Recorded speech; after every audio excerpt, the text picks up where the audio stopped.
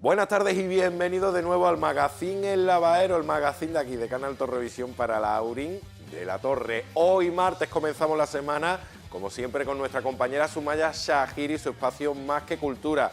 Después llegará José Carlos Villalba y Adán Díaz con Alaurín es Deporte y terminaremos el programa de hoy, el Magazine del Lavadero de hoy, con Colores de Pasión y Carlos Fernández. Ya lo tenemos todo preparado, vamos a comenzar ya el Lavadero.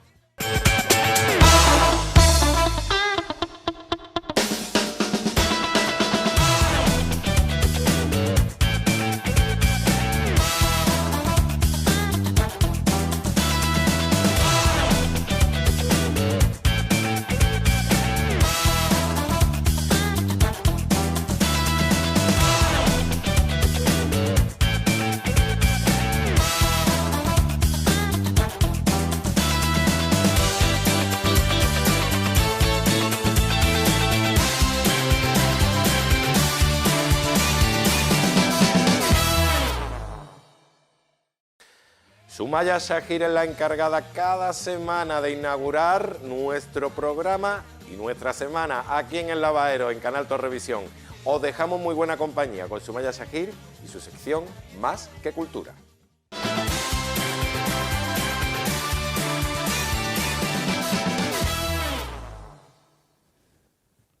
Buenas tardes a todos, bienvenidos una vez más a Más que Cultura del Magazine El Lavadero. Gracias, como siempre, a nuestro compañero Valle por darnos paso. Pues bien, sigo con mi ronda literaria y esta vez me acompaña un invitado muy especial, un amigo, un profesor de la Universidad de Málaga, y está aquí Antonio Velasco García, está aquí con nosotros para hablarnos de sus publicaciones literarias y de su profesión como profesor en la Universidad de Málaga. Le damos la bienvenida a Antonio García Velasco, que he dicho antes el nombre al revés, el apellido. ¿Qué tal, Antonio? Pues bienvenido. Nada, buenas tardes, gracias. Pues nada, bienvenido aquí en Torrevisión, en la Torre. Pues nada, estupendo y a vuestra disposición. Gracias. Bueno, natural de Fuente Piedra, ¿no? De aquí de Málaga. Sí. Bien. Profesor, como he dicho, de la Universidad del Departamento de Didáctica de las Lenguas, las Artes y el Deporte, Facultad de Ciencias de la Educación, Universidad de Málaga. Antes hemos estado hablando fuera de micrófono de esto del departamento que ha acogido Lenguas, Arte y Deporte, Facultad. Explícanos esto un poquitín. Bueno, esto no tiene mucha explicación, sino refundieron los departamentos que no eran demasiado numerosos y el Departamento de Didáctica de la Lengua y la Literatura se fusionó con Departamento de Plástica, de Didáctica de la Plástica, Didáctica de la Música, Didáctica del Deporte, y terminó llamándose Departamento de Didáctica de las Lenguas, las Artes y el Deporte. Y el Deporte, 3 en 1. Efectivamente. 3 en 1. Licenciado en Filosofía y Letras, sección de Filología Románica, subsección de Español, Universidad de Oviedo también. Efectivamente. ¿Vale? Doctor en Filología, Letras, Filología Sección y de Filología Hispánica. ¿Cuál es el papel de profesor de didáctica de las lenguas, Antonio? Bueno, fundamentalmente se da clase a los futuros maestros y pedagogos y psicopedagogos, pero fundamentalmente a los futuros profesores. A lo que se van a dedicar a la educación. Lo que se van a dedicar a la educación, tanto en educación primaria como últimamente y antes con otro procedimiento, pero ahora un máster que obligan a hacer a todo aquel licenciado en lo que sea que quiere dedicarse a la educación. Obligan a hacer un máster antes de optar a una oposición. Antes de aprender a optar a esta oposición, ¿no? Bueno, y como profesor, desde una perspectiva más didáctica, ¿crees que es posible conocer los alumnos a través de la escritura? De esta experiencia, y hemos hablado en privado muchas veces. Bueno, qué duda cabe que cuando escriben se obligan a escribir, manifiestan algo muy personal y muy íntimo, muy de dentro. Y entonces, lógicamente, algo de su personalidad revela. Cualquier escritor, sea como sea, quiera o no quiera, está reflejando su perspectiva, su visión del mundo. Y lógicamente lo mismo pasa con la escritura escolar, ¿no? O sea que eso da a conocer, digamos, de una manera u otra, conoce un poquitín a este escritor, ¿no? Claro. O al alumno. Sí, un poco, pero no da tiempo a conocerlo. Bueno, sí. antes de empezar ya con tus colaboraciones, tus publicaciones, yo voy a comentarte una cosa. Borges admitía consultar diccionarios de sinónimos, no para elegir palabras, sino la más sencilla. ¿Qué opinas de eso? Bueno, yo no diría la más sencilla, sino la más ajustada a lo que quieres decir.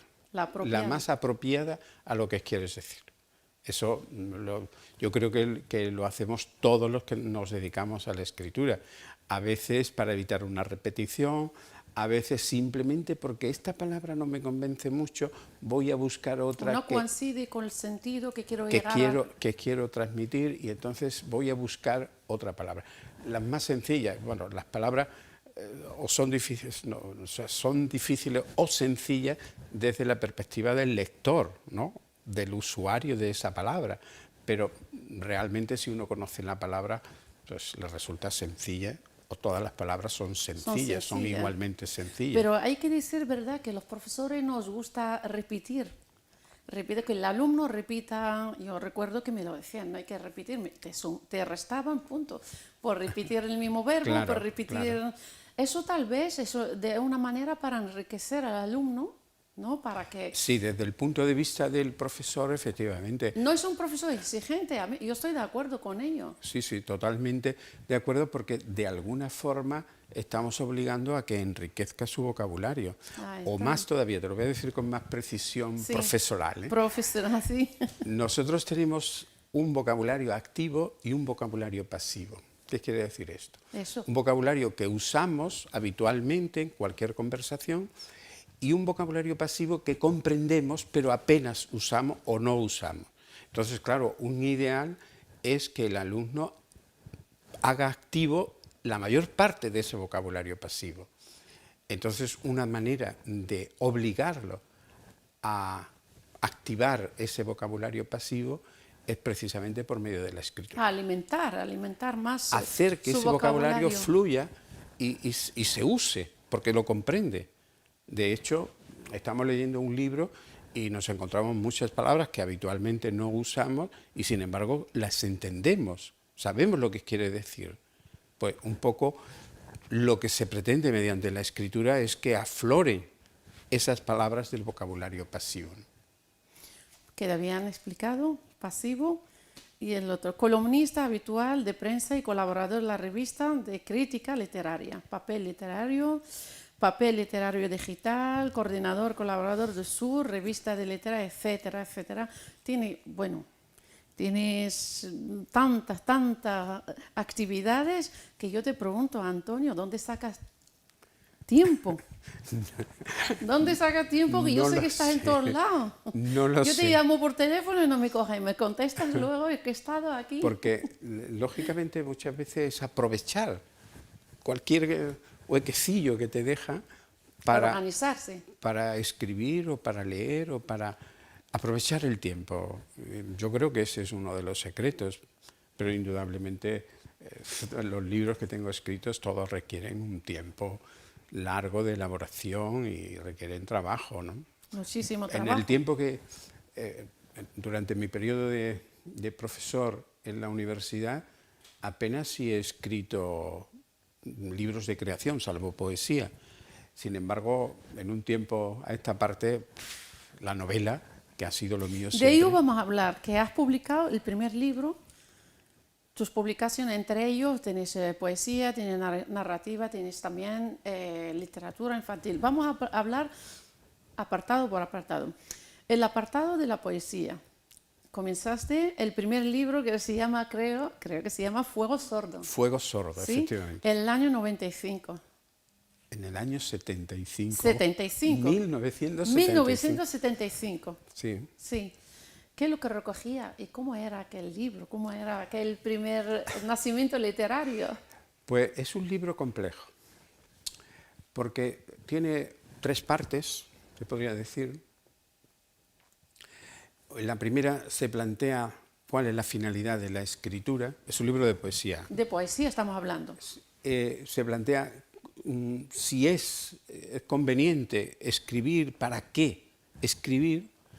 En la segunda parte, el poeta trata de demostrar que el sufrimiento humano de la sociedad... Eso iba a decirte porque estamos hablando del año 1975, que ya había historia en aquellos años, y entonces tú estabas ya planteando en aquel momento el sufrimiento, porque había, corrígeme, había hambre, lo que es también el cambio político, etcétera, etcétera. Todo eso, yo creo Entonces, que... todo el sufrimiento social, digamos, de alguna manera el escritor lo asume, da testimonio de ello, y entonces parece como si esa fuese la función del escritor. Pero después se plantea que no sirve para nada socialmente, que eso no puede no servir para nada. A alguien le servirá, pero no con la repercusión que pensaban los poetas sociales que iban a resolver los problemas del mundo con su poesía. Y entonces plantea la parte final si la única salida posible de este caos social es la locura. Y de hecho, la última parte se titula Diario del loco, el diario del loco. Dentro de este libro. Dentro de ese libro. Entonces son poemas muy surrealistas. Algunos críticos, esa era la parte que más les gustaba de todo el libro, y así me lo dijeron y tal, porque efectivamente son poemas muy diferentes a todos los anteriores, como un poco cuestionando cuál es la función del escritor, del poeta en esta sociedad. De ponerle voz. Le pone voz, de hecho en la parte le pone voz a ciertos... Recuerdo, por ejemplo, voz a un fabricante de armas.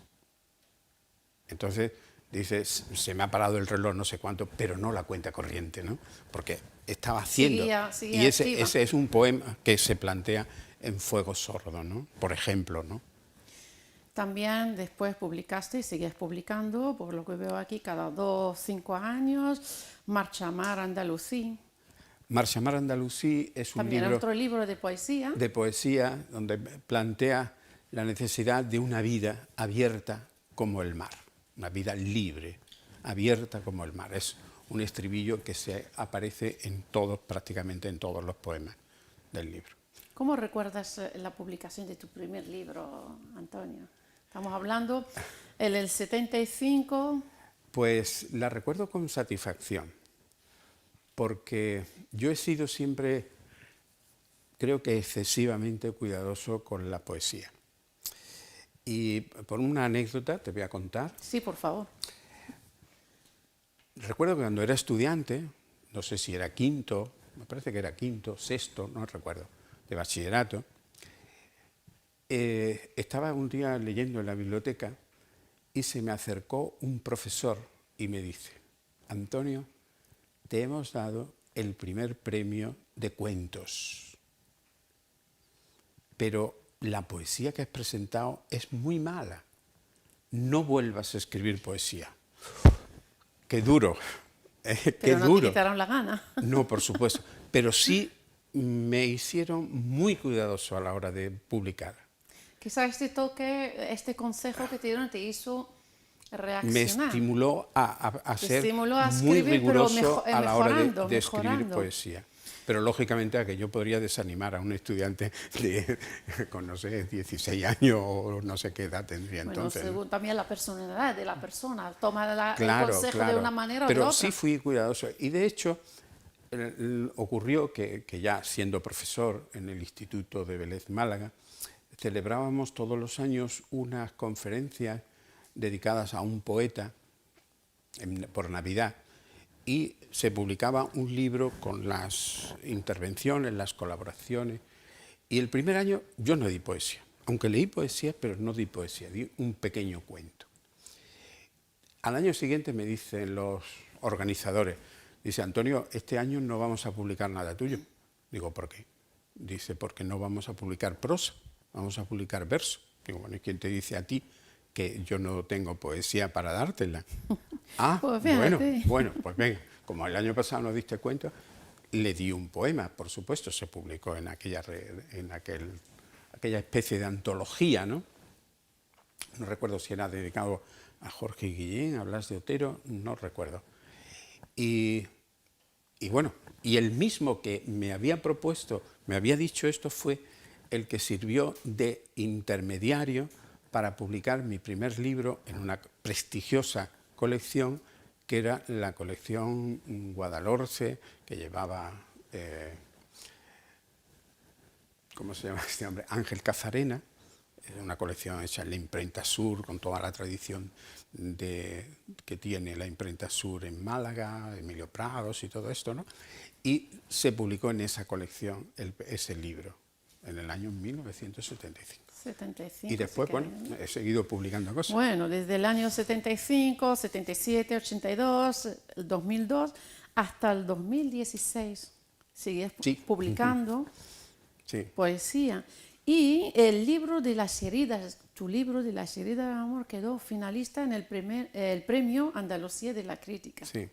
Creo que también otro que anda por aquí, Hojas Sustibles, también quedó. Pero Hojas Sustibles. Aquí tengo el libro Las heridas de amor. Heridas de amor, sí. De amor. ¿Qué heridas tenías de amor? Bueno, el amor deja heridas siempre. Pero de todas maneras está entendido el amor de una manera muy, muy amplia. El libro tiene dos partes, una relacionada con temas de la actualidad, y la segunda parte es como una historia de amor basada en un hecho bíblico, que es la historia de Sansón. El poeta lo presenta como el eterno enamorado y habla de los amores de Sansón desde una perspectiva completamente no bíblica, no siguiendo la Biblia, sino simplemente son poemas de amor, pero con esta excusa del Sansón enamorado de varias mujeres que tuvo a lo largo de la vida. Pero claro, ahí hay también una reflexión sobre las relaciones sociales y otras muchas cosas. O sea, que incluía cosas sociales y amor, sí. Y transformado, digamos, ¿no? Bueno, pasamos a la narrativa. Bueno, cuando tú La quieras. narrativa. Bueno, ¿quieres leerme algún poema así breve? Que sea corto, Antonio. Bueno, te te veo leo con la del último gana. libro, ¿eh? Tu último libro, venga, vamos, ¿es el último libro de Antonio? Libro es un ensayo, bueno, un ensayo en el sentido de que procura una renovación en toda la temática anterior. Se titula Fábulas de Reencarnación. Vamos a escucharlo. Y son fábulas, pero de personas, de humanos, que se han reencarnado en determinado tipo de animales. Lo escuchamos.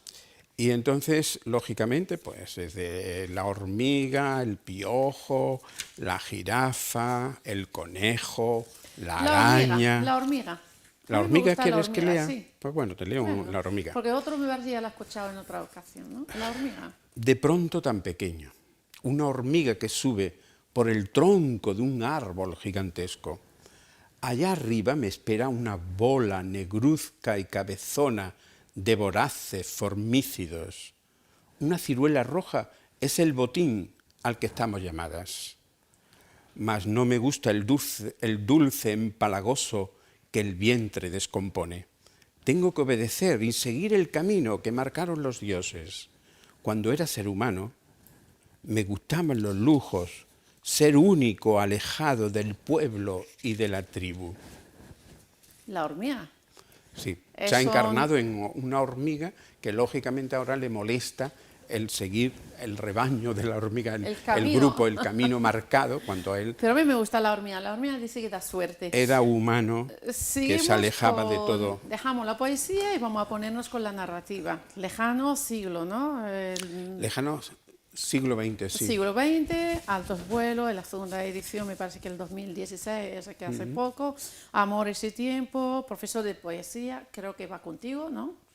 ¿Tiene que ver contigo? Bueno, no tiene nada que ver No conmigo. tiene nada Aunque que ver. hay que duda cabe que el conocimiento de la profesión, Las experiencias. la experiencia, todo eso sirve, que duda cabe, pero Sin duda. el personaje es un personaje de ficción totalmente, ¿no? Sin duda.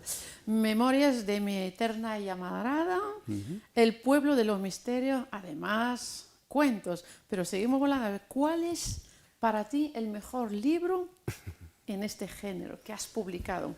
Suponiendo que tienes que elegir, ¿eh? Uno. No sé cuál elegir. Pero, por ejemplo, a mí me gusta la literatura fantástica, ¿no? Pero que al mismo tiempo englobe la realidad en la que vivimos. Y son todos los libros tienen este corte, ¿no? Hay muchos elementos fantásticos, pero al mismo tiempo no se pierde de vista la realidad. Ejemplo, ¿Una mezcla? Altos vuelos. Altos vuelos. Altos vuelos parte de un hecho absolutamente fabulario, absolutamente fantástico. Simón Cantalicio es el personaje y tiene una extrañísima religión, de la que es muy devoto. El mandamiento principal de esta religión es: no te desplazarás con procedimientos ajenos a tu propio cuerpo. ¿Es un consejo o un mandamiento? Es un mandamiento. Mandamiento. Por lo tanto, ni coches, ni burros, ni bicicletas, nada. Ningún medio de transporte. Ni ascensores siquiera. O sea, todo tiene que ser tu propio cuerpo. Claro, en una época de tolerancia, bueno, te has chalao, te has chiflado, pues tal.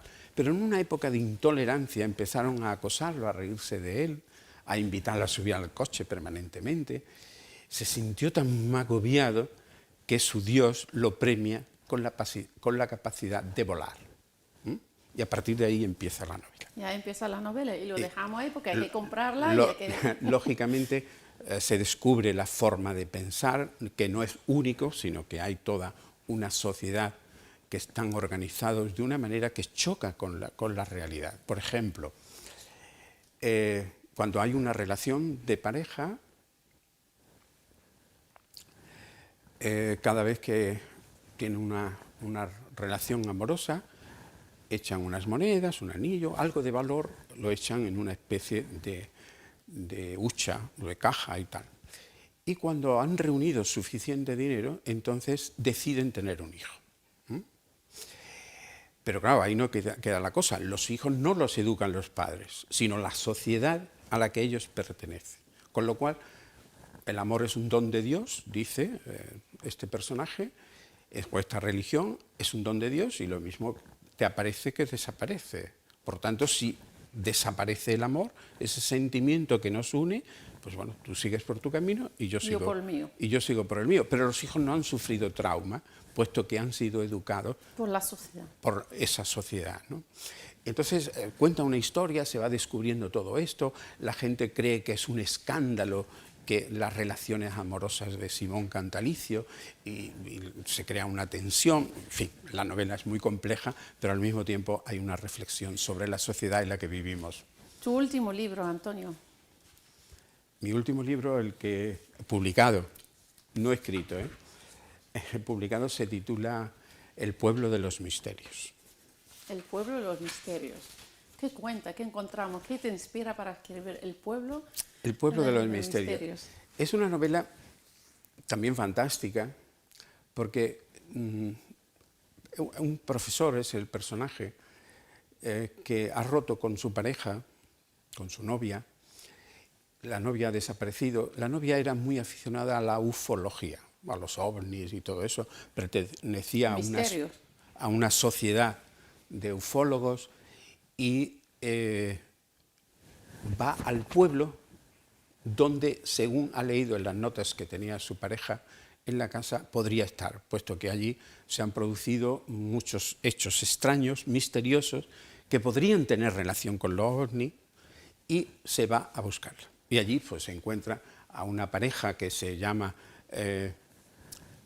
nieta y abuela, aunque parece que después no lo son, pero bueno, también ahí está el misterio. Alguna relación tendrán, ¿no? Alguna relación tienen y lo invitan a vivir en la casa, él sigue investigando en el pueblo acerca de las cosas misteriosas que pasan, y a través de ese misterio, de esos misterios, lógicamente se crean él va deduciendo cosas y ocurren muchos Otro hechos libro sociales. que hay que leer para llegar, si hemos llegado a la, Sí, a la bueno, solución de todo esto. lógicamente ¿no? se reflexiona desde la violencia de género hasta determinadas cosas, de creencias populares, en fin, hay una mezcla de a las dos varias. personas que lo acogen en su casa las llaman las brujas, pero en la casa desde antes que llegaran ellas ya ocurrían cosas un poco extrañas y bueno, hay elementos Vamos a hablar para también, hemos hablado de interesarse. poesía, narrativa, pero también tienes libros sobre literatura infantil. Digo literatura infantil. ¿Piensas que existe literatura infantil o la literatura es una? Pienso que la literatura es una. Ahora bien, igual que por ejemplo cuando decidimos escribir un soneto, Sí. Sí, sí. nos tenemos que ceñir a una norma, 14 versos, en decasílabos, con una Hay rima unas normas determinada que- y tal. Tenemos que llevar nuestra expresión, nuestra capacidad a escribir un soneto. De la misma manera podemos escribir para niños, aunque sin traicionar la literatura. Y eso es lo que yo he procurado siempre. ¿En qué te basas para escribir, para elegir temas de estos libros infantiles? Los libros infantiles, pues tengo una larga experiencia de contador de cuentos a mis hijos antes y a mis nietos ahora. Y eso te da una experiencia porque sabes, vas descubriendo qué les puede gustar, qué tal. Y muchos de los cuentos que tengo publicados han sido previamente contados a los niños. A los niños. Por tu profesión también como profesor, ¿no? Sí, bueno, también yo he sido, bueno, entre otras asignaturas, he dado la de literatura infantil. Infantil. Donde he tratado de enseñar o he tratado de enseñar a los alumnos a apreciar lo que es la literatura infantil, y a valorar la literatura infantil. Entonces, ¿crees que los niños hoy leen mucho? Y vamos terminando porque tenemos poco tiempo. Bueno, es una pregunta un poco... Ayer hablaba con mi nieto, lo felicitaba porque le habían dado un premio en el colegio porque se había leído 8 o 9 libros en inglés. Digo, ¿y en español cuántos libros has leído? Dice, creo que 102 o 103. Tiene 6 años, ¿eh? 6 años, el chico. Hay niños que leen bastante. Después puede llegar a una edad en que lo absorban más los medios. Yo creo que la habitude de leer desde pequeño no se le va nunca, porque tengo yo un ejemplo en mi casa. Los medios absorben muchísimo tiempo. Muchísimo, ¿no? Y las redes. Antonio, tanta cosa que me tienes que contar. Sí. Necesitamos un sábado entero, ¿no? Totalmente, porque damos un sábado entero en familia, ya sabes, y lo hablamos. Muchísimas gracias, pues Antonio, por haber querido estar con nosotros. De manera especial. Y por compartir con nosotros un trocito de esta trayectoria profesional. Muchas gracias, porque siempre es un grato hablar de la propia obra.